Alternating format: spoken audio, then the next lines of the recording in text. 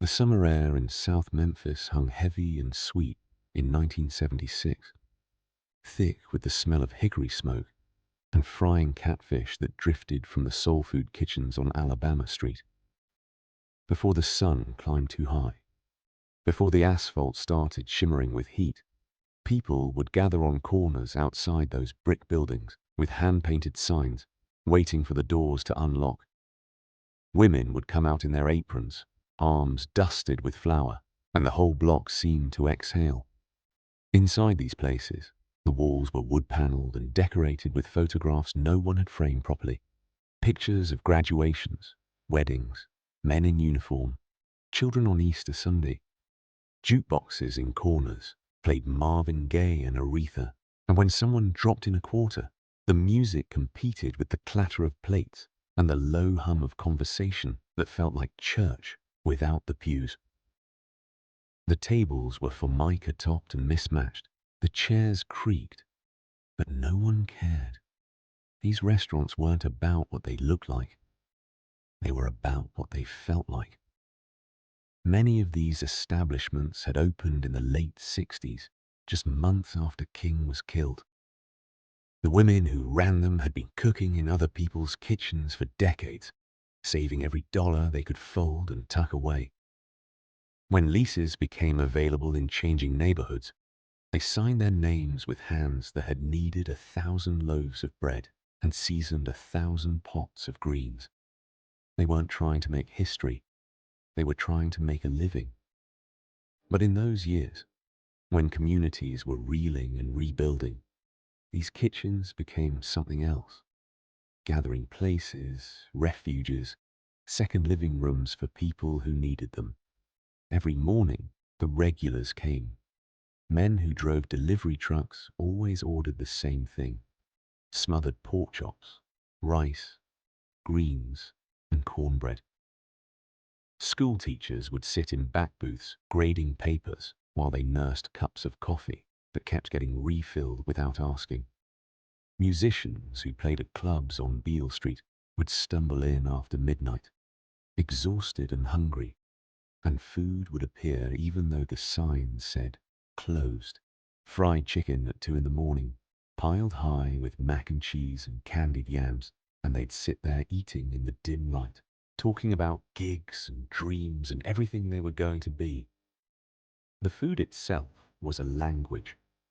Greens were cooked low and slow with ham hocks and a splash of vinegar, tender enough to fall apart on a fork.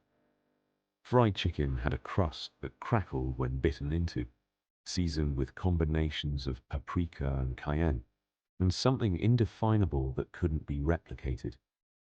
The cornbread was sweet and buttery, the kind that left crumbs on shirts and made people reach for another piece before finishing the first. And the peach cobbler came out of ovens bubbling and golden, served warm with scoops of vanilla ice cream that melted into the fruit and made everything perfect. But these places were more than the food. They were where voter registration drives were organized in 1972, pamphlets spreading across tables while people ate. They were where proposals happened on Tuesday evenings, men getting down on one knee between counters and jukeboxes while everyone in the restaurant clapped. They were where children did homework after school, where grandmothers celebrated birthdays, where men out of work could sit for hours over a single plate, and no one would rush them. The people who ran these kitchens understood hunger, the kind that had nothing to do with stomachs. By the early 80s, things were changing. Neighborhoods were emptying out. Factories closed. Families moved. The crack epidemic swept through like a flood, leaving wreckage in its wake. The regulars still came when they could, but there were fewer of them. Truck routes got cut. Teachers retired and moved away to be near family. The young people who used to fill these places on weekends were gone. Some to college, some to prison, some to graves that were still fresh. The restaurant stayed open as long as they could. Owners would wake up before dawn, same as always, and make their way to those street corners, unlocking doors even when they knew only a handful of people would come through.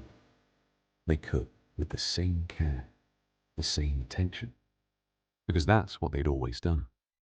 But bills piled up. Buildings needed repairs no one could afford. One by one, signs went up in windows. Closed. Thank you for the years. People cried when they saw them. They stood on sidewalks, reading those words over and over, trying to make sense of endings that felt too sudden, too final. The women who had run these kitchens didn't say much. They cleaned out their spaces, packed up the photographs from the walls, and walked away. Some died within a few years. And when they did, half the neighborhood showed up to bury them. The buildings on those street corners are still there. But there's something else now. Tax offices, nail salons, storefront churches, fluorescent lit and impersonal. No one would know what they used to be unless someone told them. There are no plaques, no markers, nothing to say that these were once places where people gathered, where they were fed in every sense of the word. The smell of hickory smoke is long gone. The jukeboxes are silent. The tables where families sat and laughed and cried are somewhere in landfills, broken and forgotten.